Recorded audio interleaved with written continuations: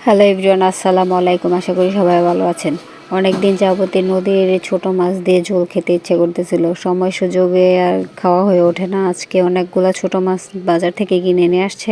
মাছগুলো কিন্তু খুবই ফ্রেশ এবং টাটকা। দেখুন কীরকম টাটকা। আর নদীর টাটকা মাছ খাওয়ার কিন্তু স্বাদই অন্যরকম। আমার কাছে অবশ্য বড় মাছের থেকে এই ছোটো মাছগুলোই পছন্দ বেশি।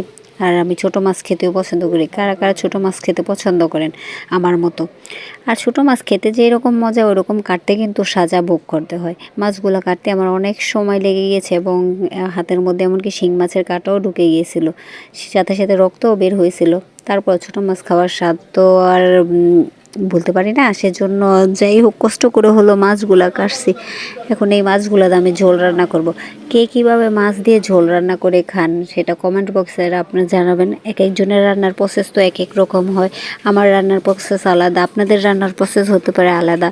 কে কীভাবে রান্না করেন আর কার কীভাবে খেতে ভালো লাগে, আর ছোটো মাছ খেতে কে কে আপনারা পছন্দ করেন আমার মতো? ঠিক আমি কিন্তু ছোটো মাছ বলতেই খুব পাগল। যদিও কষ্ট হয় কাটতে, তারপরও খাওয়ার জন্য করতে হয় মেয়েদের। ভিডিওটি যদি আপনাদের কাছে ভালো লাগে, please like, comment and share করে দিবেন। আর আমার চ্যানেলটা প্লিজ সাবস্ক্রাইব করে দিবেন।